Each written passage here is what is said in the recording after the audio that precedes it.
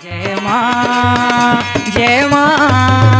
गुरुवर गुरुवर जय मां गुरुवर गुरुवर। माता स्वरूपम देवी स्वरूपम प्रकृति स्वरूपम प्रणम्यं प्रणम्यं प्रणम्यं प्रणम्यं। बोल माता आदिशक्ति जगजननी जगदमाते की। यहाँ इन क्षणों पर उपस्थित अपने समस्त शक्ति साधकों, शिष्यों, माँ के भक्तों, श्रद्धालुओं एवं इस शिविर व्यवस्था में लगे हुए समस्त कार्यकर्ताओं को वह जो जिस भावना से इस शिविर परिसर पर उपस्थित हुआ है उन सभी को अपने हृदय में धारण करता हुआ माता आदि शक्ति जगजननी जगदम्बा का पूर्ण आशीर्वाद प्राप्त करता हुआ अपना पूर्ण आशीर्वाद आप समस्त लोगों को समर्पित करता हूँ।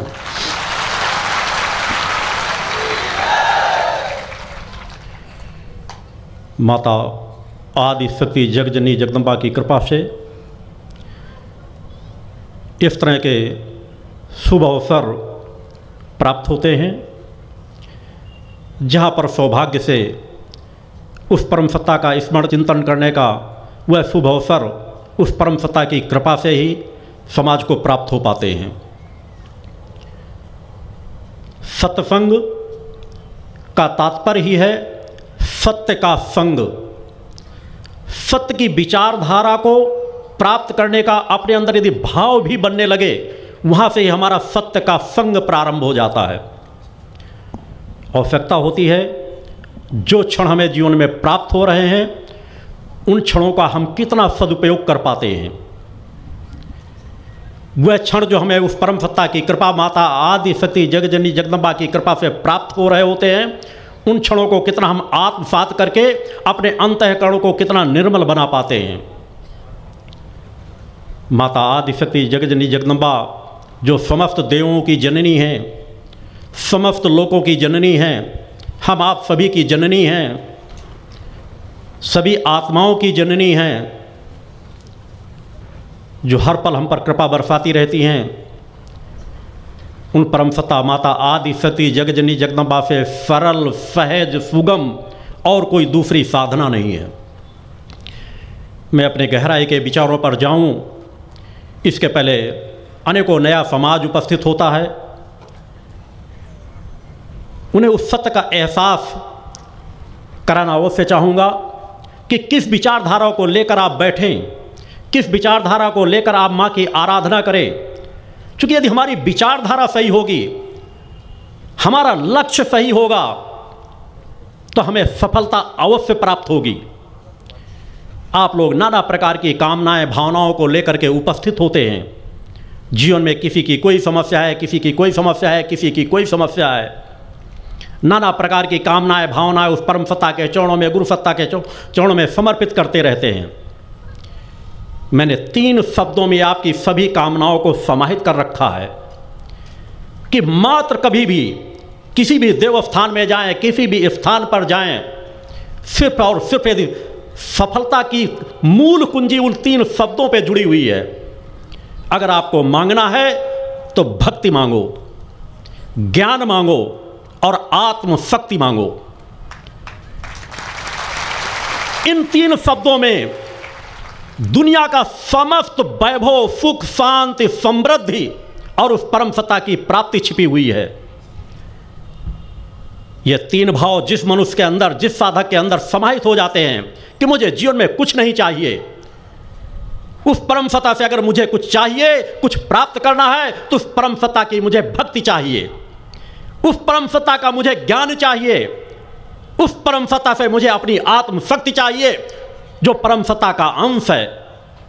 और अगर इस विचारधारा पे आपने अपने आप को समाहित कर दिया तो विश्वास मानो, आपकी जो घंटों की साधना करते हुए 5 मिनट की साधना आपकी घंटों की साधना से ज्यादा श्रेष्ठ बन जाएगी। सब कुछ विचारों का खेल है। तुमने अपनी आत्मा की विचार को दिशा क्या दी है? ग्रंथों, पुराणों, शास्त्रों, उपनिषदों का ज्ञान प्राप्त लाखों का प्रकार से कर लीजिए, रट लीजिए, सभी को कंठस्थ कर लीजिए सभी को, मगर यदि प्राप्त करने का मार्ग ज्ञात नहीं है, विचारधारा ज्ञात नहीं है, तो सब कुछ निष्फल जाता है। इसी का कारण है समाज का वर्तमान में पतन। यदि हमें सूर्य का प्रकाश चाहिए तो हमें अपनी खिड़की को खोलना ही पड़ेगा, सूर्य के प्रकाश के समक्ष जाना ही होगा। हम शांत एकांत छाए में बैठ करके सूर्य के ताप को प्राप्त कभी नहीं कर सकते। हमारे विचारों की दिशा ही तो भटकी हुई है। यदि विचारों की दिशा समाज की सुधर जाए, विचारों की दिशा समाज की सही दिशा पे आ जाए, तो समाज का पतन सहज भाव से रुक जाएगा। मैं यदि अगर शिविरों का आह्वान करता हूं, शिविरों का आयोजन करता हूं, तो मैं चाहता हूं शक्ति साधकों का समाज का एक पल भी निरर्थक और व्यर्थ ना जाए। मैं अपने समय को कहानियों, किस्सों, नाना प्रकार की चीज़ों पर ना ले जा करके आपको किस विचारधारा को प्राप्त करना है, किस पथ पर आपको चलना है, क्या आपको करना है और क्या आपको नहीं करना, इस पर विचार देता हूं।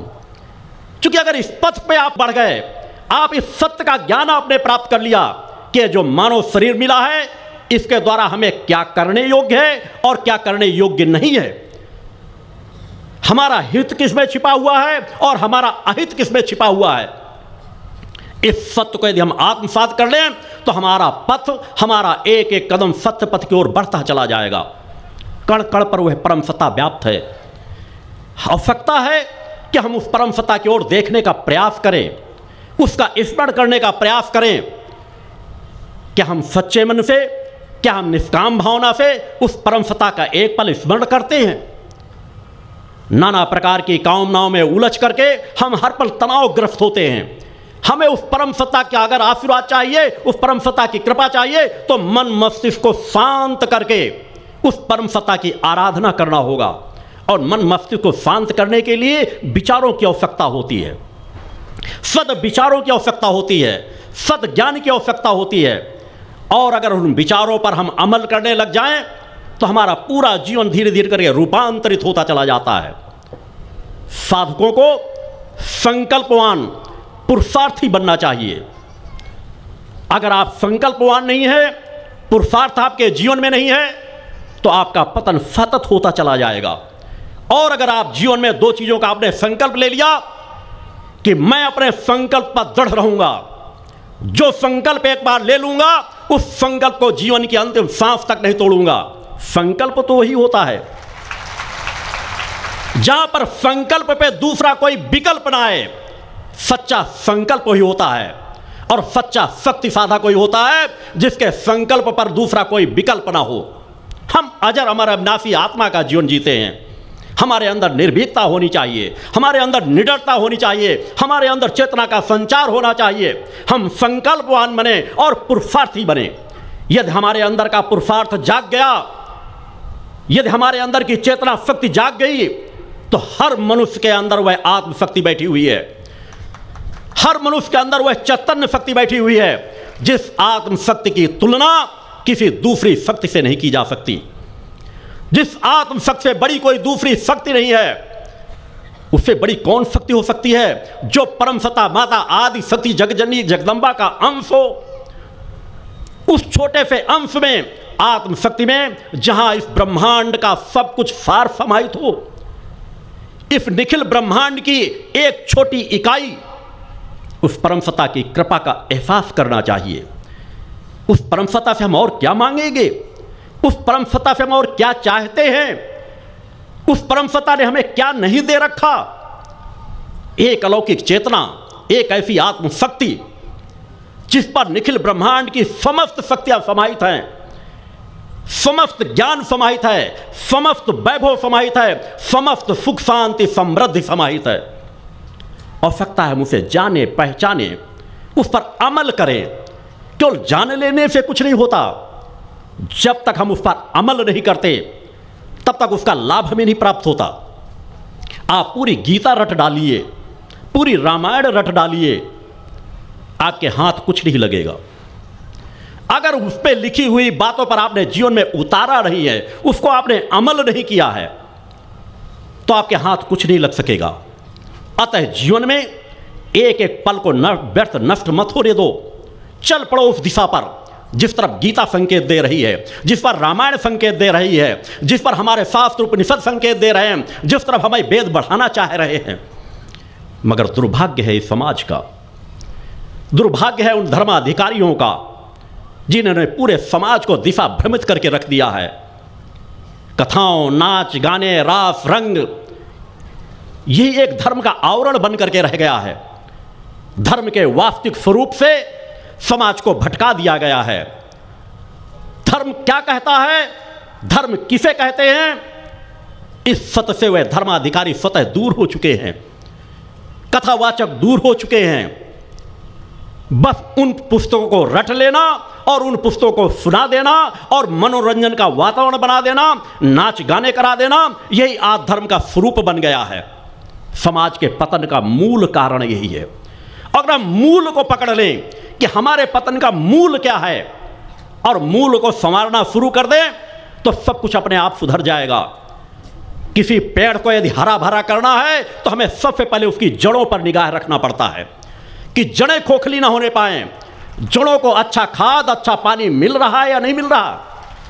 अगर खाद, अच्छा पानी मिलता रहेगा तो छोटे मोटे पत्ते कोई तोड़ता भी रहेगा, छोटी मोटी टहनियां कोई तोड़ता भी रहेगा, तो एक टहनी तोड़ेगा 10 नई कोपे उसमें फूट पड़ेंगी। भगवान की जय। उसी प्रकार तो ये हमारा मानव तन है, हमारा मानव जीवन है। इसको तुमको स्वयं संवारना होगा। स्वयं के द्वारा स्वयं को संवारो, पुरुषार्थी बन करके, संकल्पवान बन करके। स्वयं के द्वारा स्वयं को संवारा जा सकता है। यही कार्य तो आप लोग कर रहे हो, मगर किस दिशा में? विनाश की दिशा में, विकास की दिशा में नहीं। तुम हर व्यक्ति संवारना जानते हो अपने द्वारा अपने आप को, मगर तुम संवार किसे रहे हो? अपने इस नाशवान तन को। ध्यान किस पे दे रहे हो? इस नश्वर शरीर पर। इसे स्वयं के द्वारा ही तो संवारते हो। इसे शुद्ध अच्छा तुम भोजन देते हो, कपड़े पहनते हो, तेल लगाते हो, स्नान करते हो, अपने द्वारा अपने का संवारने का ज्ञान तुम्हें है। तुम ये नहीं कह सकते कि हमें इस बात का ज्ञान नहीं है कि अपने द्वारा ही अपने को कैसा संवारे। मगर जिस चीज का तुम्हें अभ्यास हो जाता है वह तुम्हारे सहज भाव से स्वभाव में ढल जाता है कि तो अपने स्वयं के द्वारा सब चीजों को संवारते रहोगे। हाथ में थोड़ा सा दाग लग जाएगा कपड़े में, उसको तुरंत झाड़ दोगे। गंदा हो गया उसे धुल दोगे। हाथ में छोटी सी अगर मक्खी मच्छर बैठ जाएगा उसे तुरंत झटक करके हटा दोगे। सब कुछ करना तुम्हें ज्ञान है, मगर यह ज्ञान की दिशा किसके लिए कर रहे हो? इस नश्वर शरीर के लिए। एक बार विचार करके देखो कि शरीर को कौन संचालित कर रहा है? वह आत्मा, अजर अमर अविनाशी आत्मा, एक ऐसी दिव्य आत्मा जिसने भी उसका सानिध्य पाया वह योगी बन गया, ऋषि बन गया, महापुरुष बन गया, समाज सेवक बन गया। अपना ही नहीं लाखों लाखों का कल्याण कर दिया। उन ऋषियों मुनियों ने जो नए स्वर्ग की रचना कर दी, उन तपस्वी साधिकाओं ने ब्रह्मा विष्णु महेश जैसे देव पुरुषों को भी पालने पर झूलने के लिए बच्चे के बना करके मजबूर कर दिया।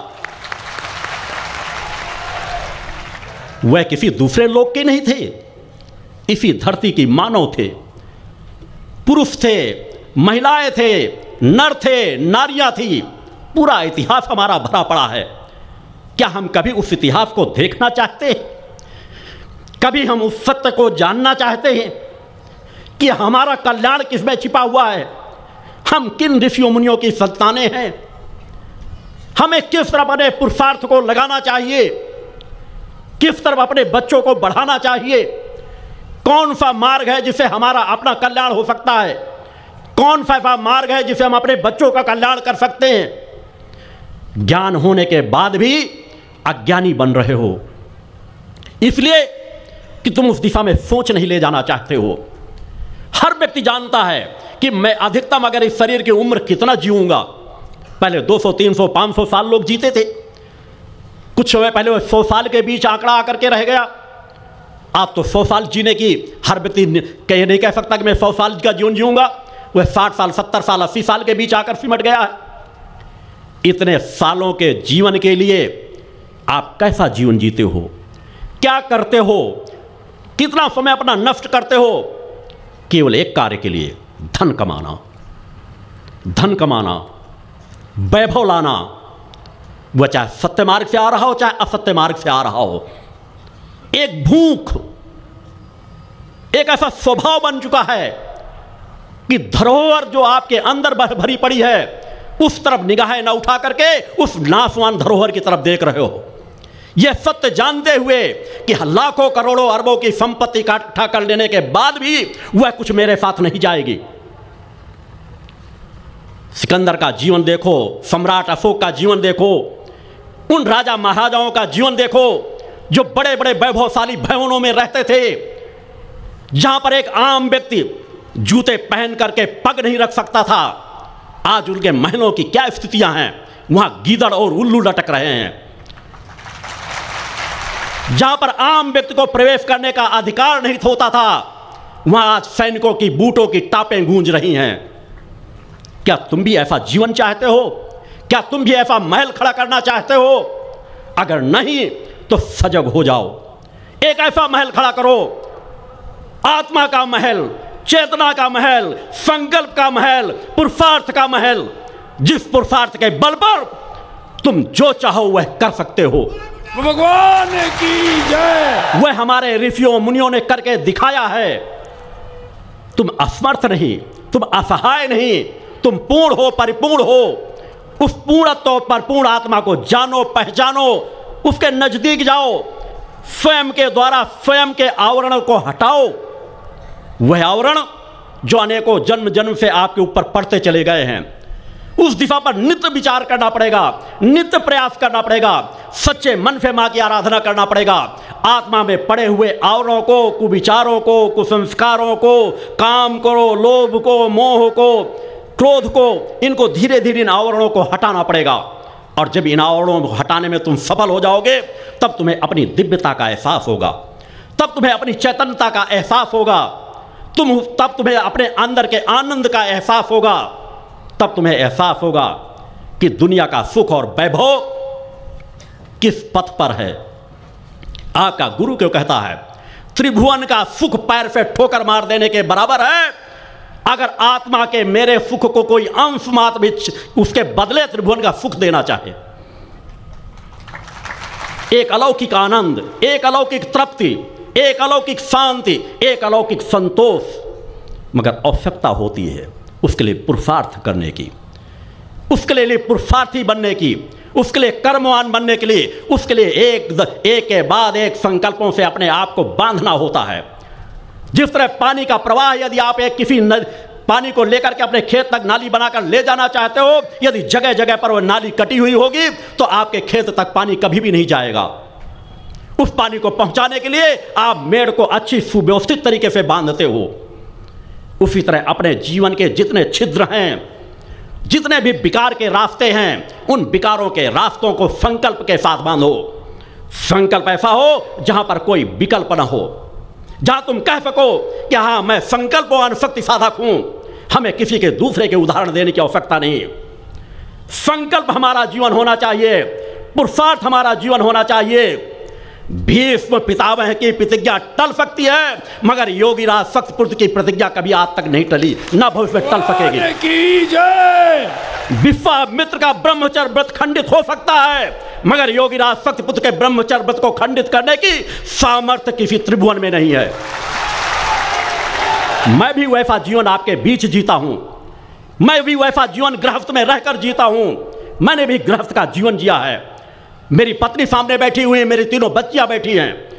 मैंने गृहस्थ का जीवन समाज के बीच ज्ञान देने के लिए, जो मेरी जन्म मरण की परंपरा थी उसको आगे देने के लिए, मैंने 3 बच्चियों के बाद जिस दिन से सत्य का 1 मिनट के अंदर एहसास हुआ कि मुझे और किसी संतान की आवश्यकता नहीं, उस दिन से लेने के बाद ब्रह्मचर्य का, सपत्नीक ब्रह्मचर्य का व्रत का जीवन जीता हूं, समाज के बीच जीवन जीता हूं। एक भी आंशिक विचार दुनिया की नहीं, त्रिभुवन में किसी की ताकत, किसी की क्षमता नहीं है जो अंश मात्र उसमें दाग भी लगा सके।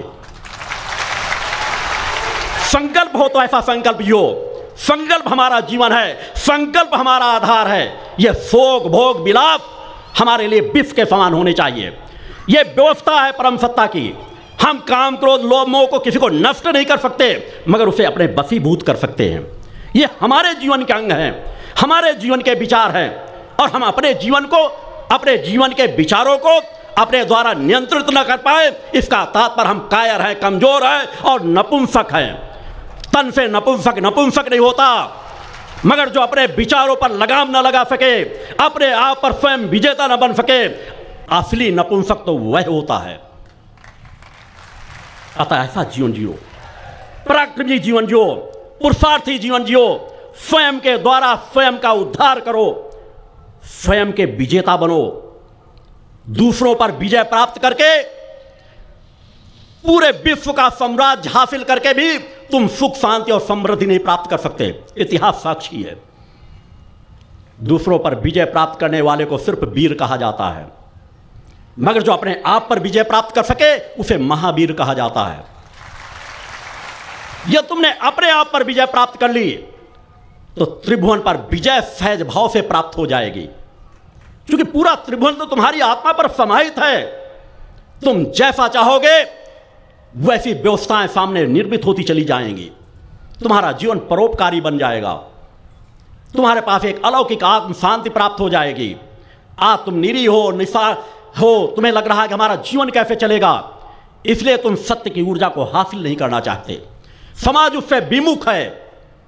आवश्यकता है एक बार उस परम सत्ता के चरणों पर आओ, उस परम सत्ता का सच्चे मन से स्मरण करो, माता आदि सती जगजननी जगदम्बा का ध्यान करो, सच्चे मन से अबोध शिशु बन करके। जिस तरह एक अबोध शिशु साल भर का 6 महीने का एक अबोध शिशु सिर्फ अपने माता पिता को पहचानता है और उसे किसी की पहचान नहीं होती।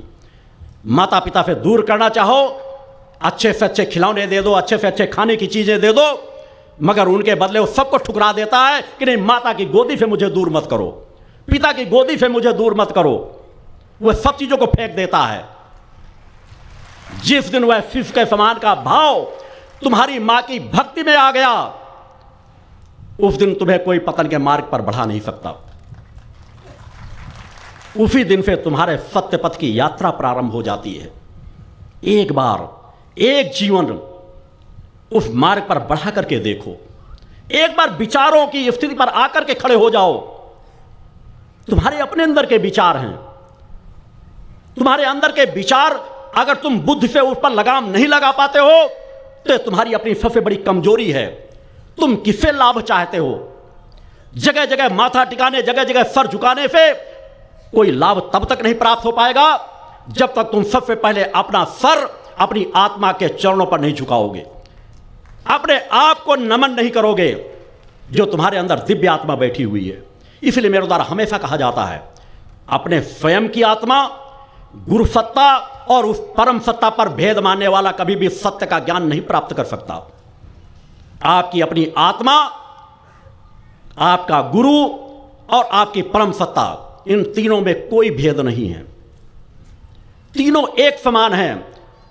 आप कहीं पे जुड़े हो, किसी गुरु सत्ता से जुड़े हुए हो, आप गुरु को बहुत ज्यादा सम्मान देते हो, सर्व समर्पण करने के लिए तत्पर रहते हो।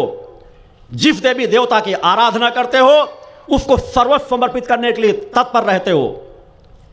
वही तत्परता जिस दिन तुम्हारे अंदर अपनी आत्मा के प्रति आ जाएगी कि मेरे अंदर भी गुरु तत्व बैठा हुआ है, मेरे अंदर भी आत्म तत्व बैठा हुआ है, इस आत्म तत्व को मुझे निखारना है, इस आत्म तत्व के माध्यम से गुरु तत्व कार्य करेगा, इस आत्म तत्व के माध्यम से परम सत्ता कार्य करेगी, मुझे अपने द्वार तो खोलने ही पड़ेंगे। मैं उस परम सत्ता का आह्वान करके बिठाऊंगा कहां? हमारे पास बिठाने के लिए हमारी अपनी आत्मा है, हमारा अपना अंतःकरण है। क्या हम उसको निर्मल और पवित्र बना पाते हैं? प्रयास करो, सब कुछ संभव है। आपके गुरु ने भी वही यात्रा तय की है। बचपन से लेकर आज तक पूरा समाज, मुझसे नजदीक रहने वाले सभी जानते हैं, मैंने अधिकांश समय अपना साधना में व्यतीत किया है। तब भी वही रास्ता था, आज भी वही रास्ता है, आज भी वही मार्ग है। मैंने सब कुछ त्याग दिया मगर अपने साधना पथ का कभी त्याग नहीं किया। किसी चीज की कामना नहीं, बस उस परम सत्ता का सानिध्य प्राप्त होता रहे, वह आनंद प्राप्त होता रहे। अपने आप का अनुसंधान करो, अपने आत्मा की शक्ति को प्राप्त करना चाहो आपके गुरु ने भी उसी पथ पर कदम बढ़ाए हैं। बचपन से लेकर वह यात्रा चल रही थी तब से आज भी वही चल रही है। आज भी 2.5 से 3 घंटे से अधिक विश्राम नहीं करता हूं। ध्यान, साधना या मानवता की सेवा के कार्य पर ही मेरा अधिकांश समय व्यतीत होता है। किसी चीज की कामना नहीं। नमक रोटी मिल जाएगी उससे भी तृप्त हूं।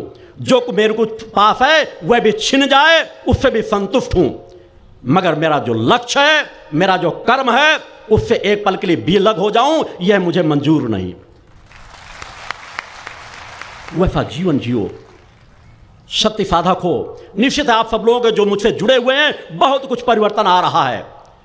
आप गलत रास्तों से अपने आप को सही रास्ते पर बढ़ा रहे हो, कुविचारों को कहीं न कहीं संतुलित कर रहे हो। आप नशे मान से मुक्त चरित्रवान चेतनावानों का जीवन जी रहे हो। मगर अभी बहुत कुछ परिवर्तन की आवश्यकता है। आज परिवर्तन चल रहा है, मगर उस परिवर्तन के चक्र को और बढ़ाने की आवश्यकता है। हम जो जो समाज को बदलना चाहते हैं, उतना ही अधिक हमको अपने आप को बदलते रहना पड़ेगा। हम जितना अपने आप को संवार लेंगे, समाज अपने आप संवरता चला जाएगा। यदि आप कोई भी पुष्प सुगंधित हो जाता है तो उसकी सुगंध से उसके आसपास से गुजरने वाले लोग उसकी सुगंध से नकार नहीं सकते, उससे प्रभावित जरूर होंगे। आपके पास एक सुंदर पुष्प है आत्मा के समान, उसको विकसित करो, उसको सुगंधित होने दो, उस पर पड़े हुए आवरण को हटा दो। यह कार्य तो तुम्ही को करना पड़ेगा। सद्विचारों को लेकर के बड़े बड़े ग्रंथों का अध्ययन कर लेने से, इसलिए कहा गया है कि ज्ञानी सर्वदा भटकता है। आपके गुरु ने किसान परिवार में जन्म लिया है, सामान्य सा जीवन जीता हूं। पिता के साथ मैंने कृषि कार्य में भी पूरा परिश्रम किया है, उसी तरह अपने साधना कर्मों में परिश्रम किया है, उसी तरह मानवता की सेवा मैंने अपने समय को दिया है। परिवर्तन निश्चित आता है। किसी समय मैंने भी भक्ति मानव कल्याण संगठन का 1-2 कार्यकर्ताओं से प्रारंभ किया था। आज 10 लाख से अधिक दीक्षा प्राप्त शिष्य हैं जो नशे मान से मुक्त चरित्रवान चेतनावान जीवन जीते हैं। उनमें से 1 लाख से अधिक उन कार्यकर्ताओं को मैंने समाज सेवा के मार्ग में बढ़ाया जो स्वयंसेवी जीवन जीते हुए समाज सेवा के कार्य में लगे हुए हैं। 1 करोड़ से अधिक लोगों को व्यक्तिगत मिल करके उन्हें नशे मान से मुक्त चरित्रवान जीवन जीते हुए मां की आराधना का पथ प्रशस्त किया है। कह देने मात्र से नहीं, उनको मैंने समय दिया है। व्यस्तम समय से भी समय निकाल करके नित्य प्रति आने वाले लोगों को मिलने का समय दे करके, निश्चित है एक साधक के लिए बहुत कठिन कार्य होता है। फिर भी मेरे आश्रम में जब जहां जो आते हैं, गरीब हो अमीर हो, सबको एक समान, एक बार भी मैंने भेद नहीं आने दिया। या देवी सर्वभूतेषु शक्ति रूपेण संस्थिता, नमस्तस्यै नमस्तस्यै नमस्तस्यै नमो नमः।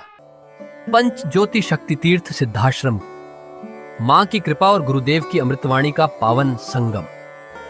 एक ऐसी पवित्र भूमि जहां मां भगवती की ज्योति हर दिल को रोशन करती है, जहां परमहंस योगीराज श्री शक्तिपुत्र जी महाराज के चरणों में बैठकर हर मन की पुकार सुनी जाती है। पंच ज्योति शक्ति तीर्थ सिद्धाश्रम, जहां हर कदम पर साधना, हर सांस में भक्ति और हर पल में जन कल्याण की सुगंध बिखरती है। आओ इस अलौकिक यात्रा में शामिल हो और देखो कैसे एक आश्रम ने करोड़ों जीवन को बदला। युगवंदनीय धर्म सम्राट, युग चेतना पुरुष सद्गुरुदेव परमहंस योगीराज श्री शक्तिपुत्र जी महाराज के पावन चरणों में कोटि कोटि नमन, वंदन और प्रणाम। उनकी कृपा से एक ऐसी पवित्र स्थली का सृजन हुआ जो तप, योग, ध्यान और साधना का स्वर्णिम केंद्र है। यह है मध्य प्रदेश के शहडोल जिले की ब्योहारी तहसील में बसा पंच ज्योति शक्ति तीर्थ सिद्धाश्रम, जिसकी नींव परम पूज्य गुरुवर्श्री ने 23 जनवरी 1997 को रखी। तब से यहाँ मां भगवती की अखंड ज्योति जल रही है और 15 अप्रैल 1997 से श्री दुर्गा चालीसा का अखंड पाठ अनंत काल तक जन जन के कल्याण के लिए गूंज रहा है। हर सुबह और हर शाम जब सूरज की किरणें और चांद की चांदनी सिद्धाश्रम को चूमती है, तब परम पूज्य गुरुदेव जी माता भगवती आदिशक्ति जगत जननी दुर्गा जी सहित सभी देवी देवताओं और सहायक शक्तियों की आरती करते हैं। इस पावन बेला में भक्तों के हृदय मां की भक्ति में डूब जाते हैं। मूल ध्वज साधना मंदिर में भी रोज सुबह शाम होने वाली आरती में भक्तों का समूह उमड़ता है।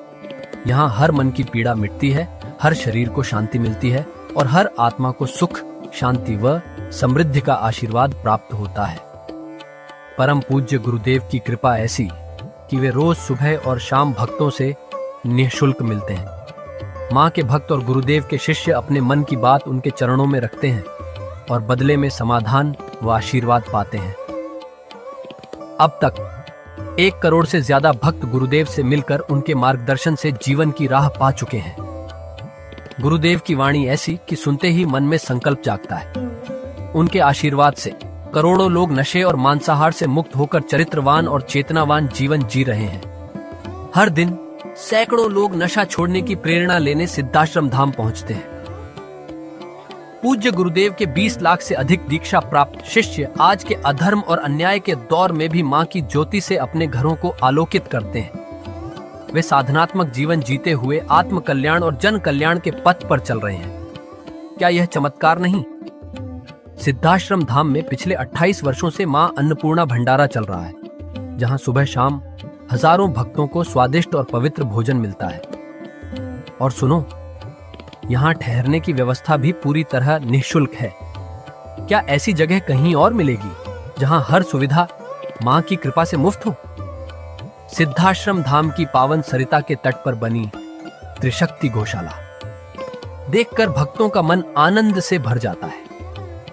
हर महीने शुक्ल पक्ष की अष्टमी को गौ सेवा समर्पण दिवस मनाया जाता है, जब परम पूज्य गुरुदेव और पूजनीय शक्तिमयी माता जी अपने हाथों से गायों को रोटी खिलाते हैं। यह दृश्य देखकर हर भक्त का हृदय गदगद हो उठता है। गौशाला के पास ही स्वामी श्री राम प्रसाद आश्रम जी महाराज की समाधि मन को शांति देती है और पास ही दानवीर गुफा स्थल हर किसी को असीम शांति का अनुभव कराता है। हर साल शारदीय नवरात्र में सिद्धाश्रम धाम में शक्ति चेतना जनजागरण शिविर का भव्य आयोजन होता है। लाखों भक्त यहाँ योग, ध्यान और साधना सीखते हैं, गुरुदेव के चेतनात्मक चिंतन को सुनते हैं और मां की अलौकिक आरती का आनंद लेते हैं। मां की कृपा और गुरुदेव का आशीर्वाद पाकर हर भक्त धन्य हो उठता है। 23 जनवरी सिद्धाश्रम स्थापना दिवस एक और पावन अवसर है। इस दिन अखिल भारतीय सिद्धाश्रम दौड़ प्रतियोगिता, योग भारती सामूहिक विवाह और शाम को सुर संध्या व कवि सम्मेलन का आयोजन होता है। क्या मजा है जब भक्ति और संस्कृति का ऐसा संगम देखने को मिलता है। सिद्धाश्रम धाम का जनसंपर्क कार्यालय हर जानकारी का खजाना है। यहाँ से मासिक सिद्धाश्रम पत्रिका और साप्ताहिक संकल्प शक्ति अखबार मिलता है, जिसमें गुरुदेव की ऋषिवाणी और प्रेरक लेख पढ़ने को मिलते हैं। और हाँ, यहाँ माँ के प्रसाद के रूप में शक्ति जल भी निःशुल्क मिलता है। इस शक्ति जल ने करोड़ों लोगों को नशे और बीमारियों से मुक्त कर चेतनात्मक ऊर्जा दी है। क्या यह माँ की कृपा नहीं? जनकल्याण का एक और अनुपम उदाहरण है निःशुल्क वस्त्र सहायता केंद्र, जहां लाखों जरूरतमंदों को कपड़े दिए गए हैं। यह सिलसिला आज भी अनवरत चल रहा है। सिद्धाश्रम धाम में पौधारोपण का भी बड़ा काम होता है। परम पूज्य गुरुदेव जी महाराज एवं पूजनीय शक्तिमयी माता जी स्वयं समय समय पर पौधारोपण करके पर्यावरण को बढ़ावा देते हैं। सिद्धाश्रम धाम में अनेक प्रकार के फल, फूल और औषधियों के हजारों पेड़ों की हरियाली देखकर मन प्रसन्न हो जाता है। सिद्धाश्रम धाम में विभिन्न प्रकार की हरी सब्जियां उगाई जाती हैं, जो निःशुल्क चल रहे मां अन्नपूर्णा भंडारे में प्रयोग की जाती है। परम पूज्य गुरुदेव जी ने मानवता, धर्म रक्षा और राष्ट्र रक्षा के लिए 3 धाराएं बनाई हैं। भगवती मानव कल्याण संगठन, पंचज्योति शक्ति तीर्थ सिद्धाश्रम और भारतीय शक्ति चेतना पार्टी 15 मार्च 1995 को बने। भगवती मानव कल्याण संगठन के 1 लाख से ज्यादा कार्यकर्ता नशा मुक्त, चरित्रवान और परोपकारी समाज बनाने में जुटे हैं। संगठन का नशा विरोधी आंदोलन इतना प्रभावी है कि पिछले कुछ सालों में 2000 से ज्यादा अवैध शराब माफियाओं पर कार्रवाई हुई। संगठन के समर्पित और कर्मठ कार्यकर्ता दिन रात इस मिशन में लगे हैं। Siddhashram Ayurveda and food products के जरिए शुद्ध दवाएं और खाद्य पदार्थ बनाए जाते हैं। इन्हें लेने या व्यापार के लिए एजेंसी पाने के इच्छुक लोग संपर्क कर सकते हैं। आओ सिद्धाश्रम की इस पावन यात्रा का हिस्सा बनो। यहाँ माँ का अखंड गुणगान सुनो, साधना में डूबो और परम पूज्य गुरुदेव के दर्शन कर जीवन को धन्य करो। भगवती मानव कल्याण संगठन तुम्हें मानवता, धर्म और राष्ट्र की सेवा में शामिल होने का सादर न्योता देता है। जय माता की, जय गुरुवर की। जय माँ गुरुवर गुरुवर, जय माँ